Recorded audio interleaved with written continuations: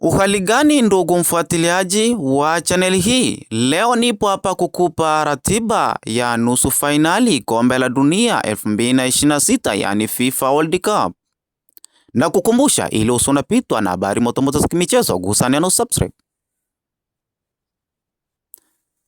Nikuambie tu, katika nusu fainali ya mwaka huu hakuna aliyefika kwa bahati mbaya, kwa sababu nusu fainali ya mwaka huu imesheheni mastaa kibao, ikiwemo Messi wa Argentina yumo ndani. Tuna kijana Lamine Yamal wa Hispania yupo pia. Ni wewe tu sasa. Tuna Kylian Mbappe wa Ufaransa.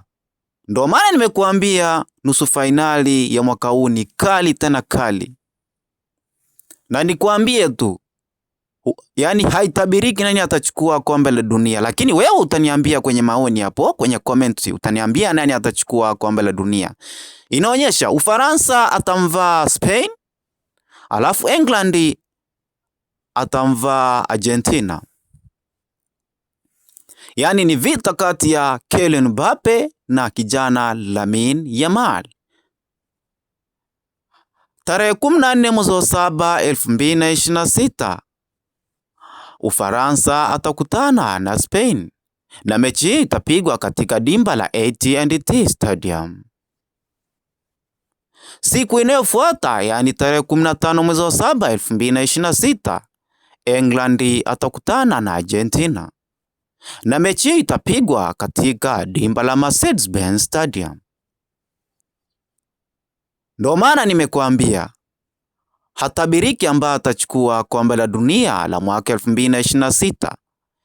Angalia hapo, Ufaransa ni kali, Spain ya mwaka huu ni kali pia. Tunakutana na England ya mwaka huu pia ni kali, na Argentina ya mwaka huu pia ni kali. Yaani hapo ni vita juu ya vita. Lakini wewe ndio nimekuambia unaweza ukaniambia nani atachukua kombe la dunia. Mimi naweza nikatabiri. Nikiangalia hapa kwa Lamine Yamal kweli wako vizuri, lakini hapa kwa Mbappe ndo usipime. Nikija hapa chini hapa kwa England na Argentina sio mbaya, hapa sio mbaya. Lakini mimi utabiri wangu naweza nikasema Spain mwaka huu, hapo kwa Spain anaweza akachukua. Nikiangalia I say, hebu niambie wewe hapa, mimi nimeshindwa kutabiri mechi za nusu fainali. I say, na kukumbusha tu ili usunapitwa na habari kama hizi za moto, na mimi nitakuwa nakusogezea habari mbalimbali za kimichezo na taarifa mbalimbali. Gusa neno subscribe na kutakia siku njema.